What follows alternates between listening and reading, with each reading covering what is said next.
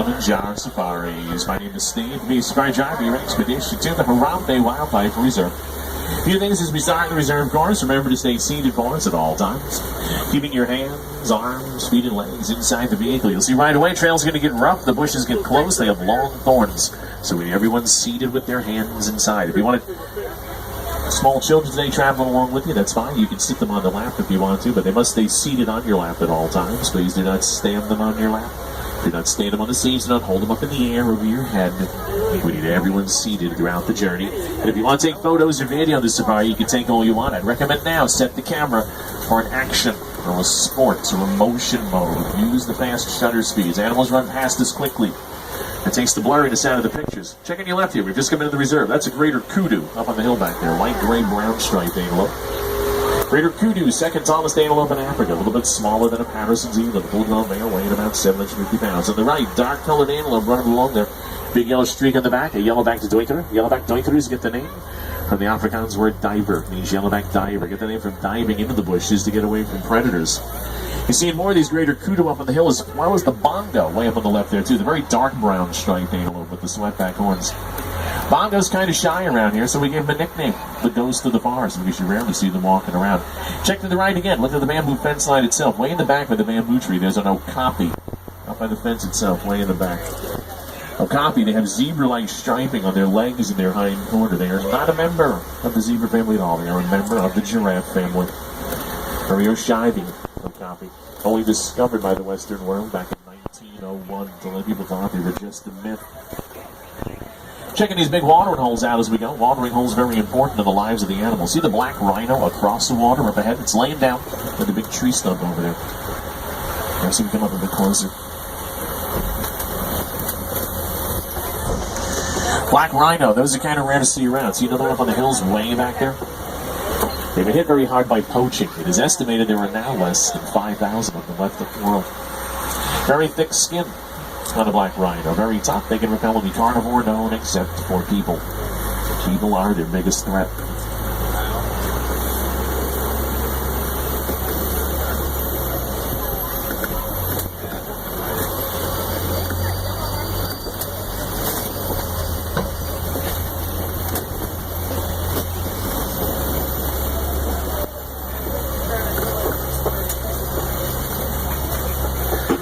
Way up on the hill to the left.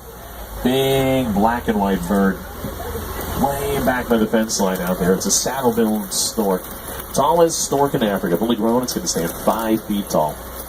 Gets the name from the yellow and orange mark it has on the bill. It looks like a saddle. Now we'll head away from Little Atzuri Forest. Stand, we'll check around down by Safi River. Safi River, sometimes it's a good place for finding Nile hippopotamus.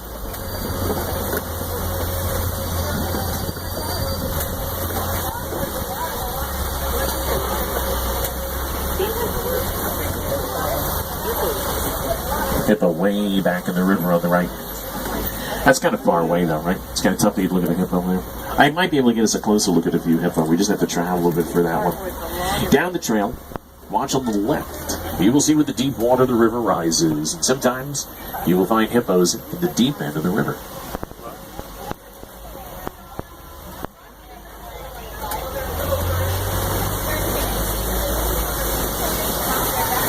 See down left, looks like big rocks in the river. Hippos spend their time mostly in the water. Their bodies overheat quickly. Newborn hippo weighs about 85 pounds. Full-grown male going to start tilting the scales at over 5,000 pounds. As we can find a few closer here as we move along.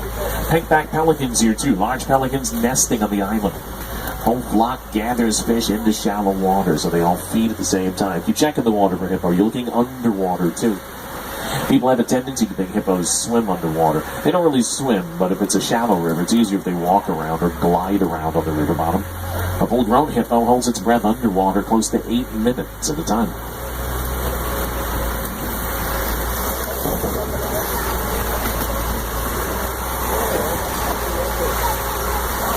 Old bridge up here. Make sure you stay seated. Cross your fingers. We're watching the bridge. Look around. Our crocodiles are watching you.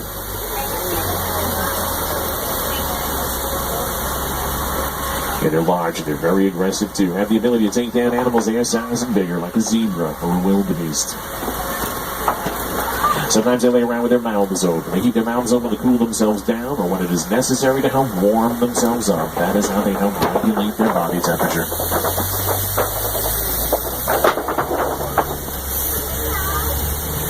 Now we'll leave one ecosystem behind us. We'll head out to a different ecosystem with different animals as we go. Show you some at the top of the next bingo.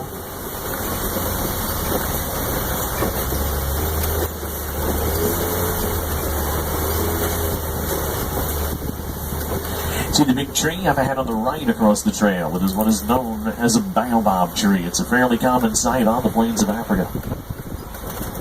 Baobab trees get leaves around 3 months out of the year in total. The rest of the year they look like that. The reason they swell up to that big size, the trunks hold water. Elephants puncture those open with their tusks in the event that they need fresh drinking water.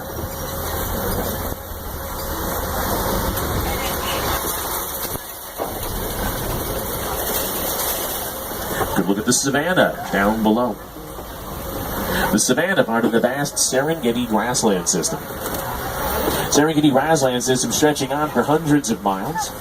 Zebra and wildebeest migrate through here. Giraffes and antelopes living here all year long. All a part of the wild Africa, working hard to say. Look on the right there. Start to catch a glimpse of some white-bearded wildebeest way back on the old trail. White-bearded wildebeest, more commonly known as the new, the African word that describes the grunting sound. They make waterbuck walking across into the meadow to the right. Gray-colored antelope, white stripe on the behind. Waterbucks spend their whole life living near an accessible source of water, mostly for their safety. If they feel threatened by a predator, they dive into the water. They have an oily substance they secrete onto their coat that keeps them waterproof, but it's very foul-smelling, and it chases predators right away. We'll try and circle around over there, come up a little bit closer if we can. You've seen some cattle up ahead of us here, too. Up on the right, you're probably starting to see their horns. Those are Ankole cattle. Their horns grow about 5 or 6 feet in length apiece, with a circumference at the base of about 22 inches. Are the horns heavy on the cattle? No, they're actually not. They are honeycombed inside. We'll see if we can come up a little bit closer on the other side of the trail. African wild dogs on the left here. Look where you see these fallen trees right next to us. See the big tree on the middle there too. They also call them painted dogs. African wild dogs actually the most successful hunters in Africa, far outdoing any of the cat groups on the continent. They hunt in packs. They pursue their prey until their prey drops from exhaustion, no matter how long it's going to take them after that. That is when they will close in.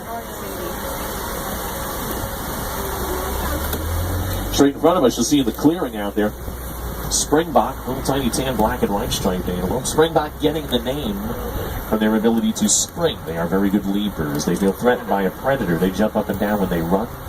They take a good leap too, about 11.5 feet straight out and across. Very, very impressive to see. See the cones of earth back there too. Quite a few of them out here. If you look all around us up ahead, these are all termite mounds. Termite mounds are hard as concrete, really tall ones like you see in front of us up here. Elephants can use like scratching posts, but they break them eventually and wear them down. After that, antelope and gazelle use a smaller termite mound as a lookout point to watch for predators that hide in very tall grass. So checking out these Ankole cattle over here. Are the horns heavy? No, they are not. They are honeycombed inside. Ankole cattle, also known as Watusi cattle, named after the tribe that domesticated them. The Watusi tribe, also known as the Egyptian Longhorn. Patterson's eland, up ahead on the right there. See that large tan antelope? The eland, one of the largest antelopes in Africa. Full-grown male going to stand about 6 feet tall at the shoulder, weighing close to 2,000 pounds. Interesting spirals in the horns as they grow, very unique in nature. No two alike. A few more of those waterbuck needles in the clearing to the right there, too. Now, the conditions you see on this savanna, they've been created pretty much by this wildlife living around us. Elephants are the bulldozers. They knock trees down so they can eat them. That lets the grasses spread. Giraffes are more like pruning shear. They like eating leaves from the undersides of trees. That lets the sunlight pass through. Zebra and large antelopes eat the tall grass, and very small eaters like warthogs or springbok, they trim up the edges. So in a balanced natural system, there's enough food for everybody here. You see more of those Patterson's eland across at the hillside to the right.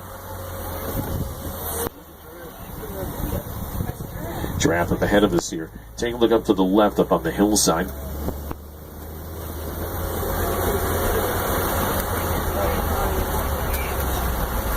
Watch by the old trail up here on the left.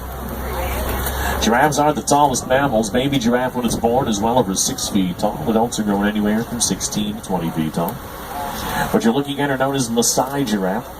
Maasai giraffe, a little bit darker in color than the average giraffe, and the pattern on the coat very broken up, very jagged looking, but very effective, as you can see, in letting them blend right to their environment.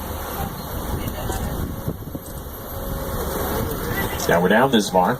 We can head toward elephant country. Also take a quick pass by Monkey Point. Monkey Point up ahead on the left, on the other side of the big rocks.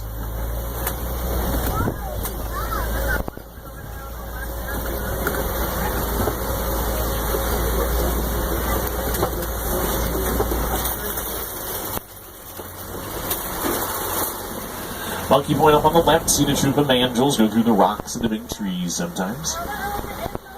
Mandrills, largest monkeys in Africa, full-grown male, get away close to 100 pounds. Check up ahead, past the trees by the bushes. And check to your right, because you know you're going into elephant country this way too. Yeah, big red clay pit up on the hills to the right as well. Last time through this way, I saw the elephant herd go all the way up there. Now we go all the way up there too. See if we can follow along. Maybe try and find more of the herd. There's a mandrill by that tree there.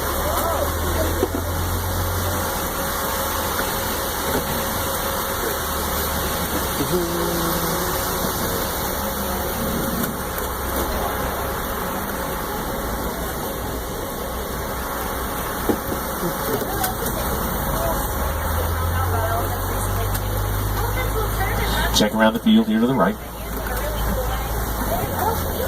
Could be at one time the whole elephant herd was on this end of the clay pit, and some of them walked away from this male and went all the way across on the other side. That's fine.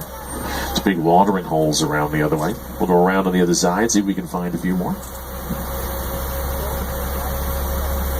Currently, the Harambe Wildlife Reserve is involved in a scientific study with the elephants that are here, and vocalization and communication. Their theory is, if you learn how elephants communicate and understand what they're saying, then you might be better able to help out their needs. So once we find the herd, might be research teams around them out there too. Lots of people there, lots of vehicles around. Their job out here is to try to record the elephants, the very low rumbling noises they use to talk to each other, in an effort to find out what they're trying to say. If they find out the elephants are having problems, they might be able to help them out somehow.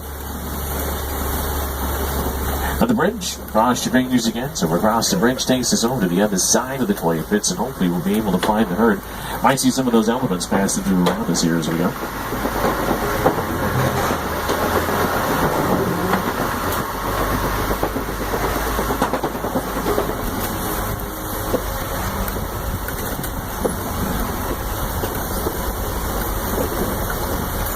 Okay, other side of the red clay pit ahead of us.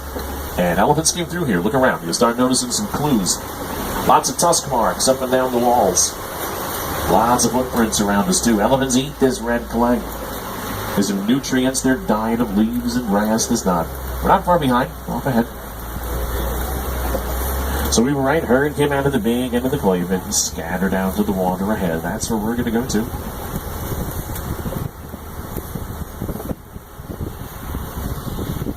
So we can come around past these rocks. Might find something on the radio out this way for us. Do you find a clear spot every once in a while? You might come across a radio station. We're catching up. Now, elephants on the plains, as we get closer to them, you see lots of dirt, lots of mud on their backs. Elephants spray dirt and mud on their bodies to keep their skin cool and protect their skin from sunburn. Their skin very sensitive to the sun. You start seeing some young elephants around, too. You see a young elephant, the mom is usually pretty close by as well. Elephant childhood, almost as long as a human's childhood. Little one stays really close to mom for quite a long period of time, about 15 years, and all that time, little one's going to learn to find food and water. He'll learn to survive on its own in the wild. Let's check down by the water. The more you study elephants, the more you realize how important their family structuring system turns out to be.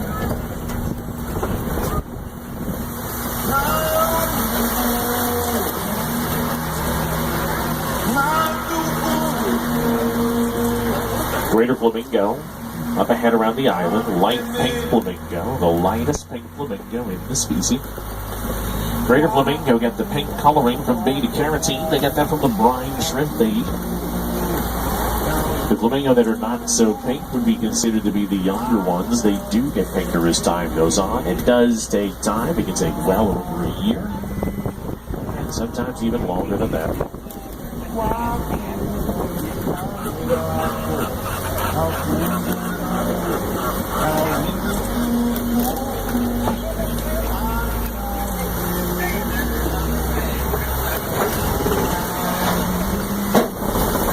White rhino territory through here. I'd watch in the shade of the trees and through the bushes all around. Now, white rhino, unfortunately, not doing much better than black rhino. They've been nearly poached to extinction with their horns. Hopefully one day they make a comeback. Thanks to anti-poaching messages and conservation efforts. Even on famous and well-protected reserves, poachers find ways in. I'm looking through the trees for white rhino as we go.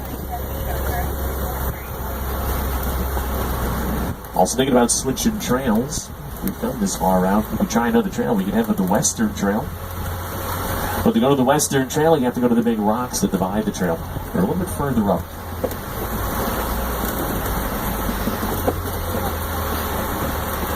Cheetah up on that hill on the left. Laying down. Right up in the center there. Look at the tree line way in the back. You'll start to see as you look by the trees up there. Cheetah, fastest land mammal. They achieve a running speed about 60 miles an hour. But it's really just for a very short period of time. For them, it's about the length of a football field. They don't catch it by then, they'll probably wind up letting that one go. Cheetah only large cat group hunting in the daytime. Use their sense of sight for hunting, not so much their sense of smell. It's like more up ahead there, up to the left. They're way up in the corner. It's hard to see cheetah when they go very deep into the shade of the trees.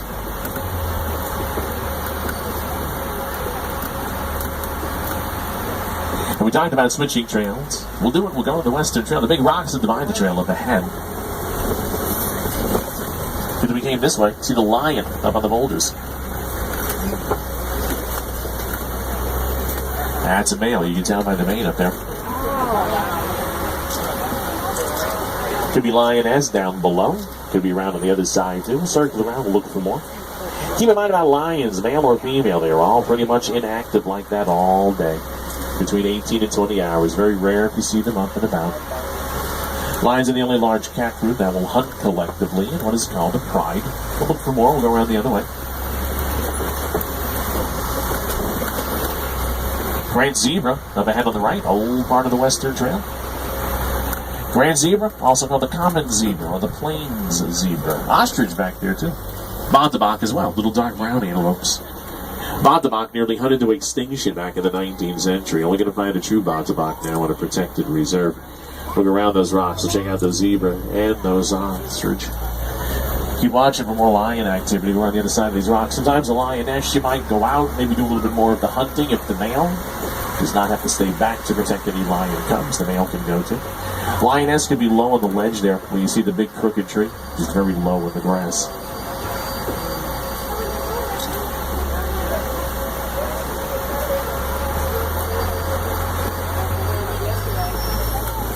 Up ahead of us on the left here, you'll notice holes in the ground all along the hillside. They are warthog burrows. Watch for the warthogs that made them too. Warthog, largest burrowing mammal in Africa. They use their tusks and their snouts to dig the burrows out.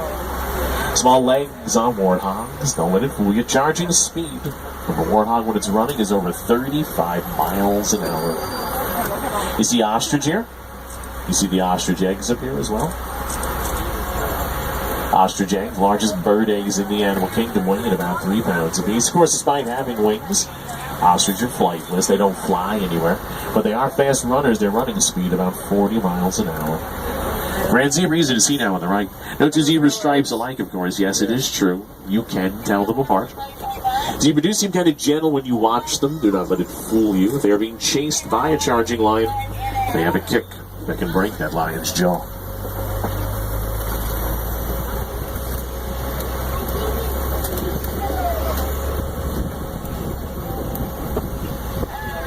Now, there's some crossroads up ahead of us. The big gates up there on the left side of the trail, they're supposed to be open nowadays because They started working on that side of the reserve. We'll see how they're getting along.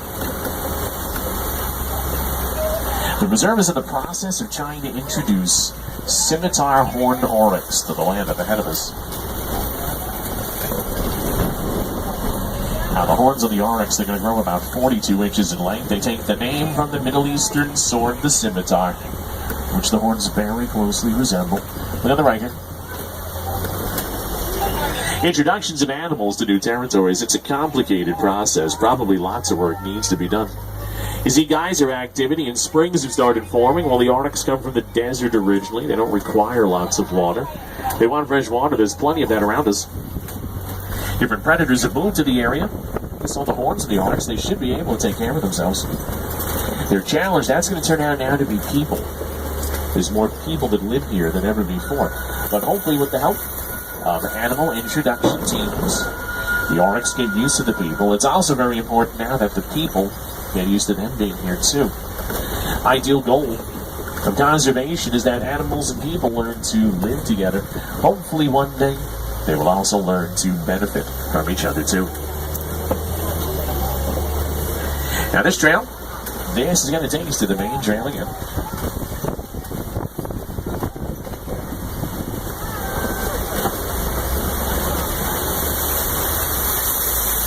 That's the main trail up ahead again. Once we come back on the main trail, we'll pass by a series of warden posts. That's where I drop you off. If you're still interested in those up-close animal encounters, I recommend you head over to the Pangani Forest Exploration Trail. Or you go back out into the village, you can catch the train over that way too. The Wildlife Express. Take that out toward Conservation Station. Get up close and personal sometimes. Touch some of the animals out that way too. Sometimes see the veterinary staff and the reserve treating animals out there as well.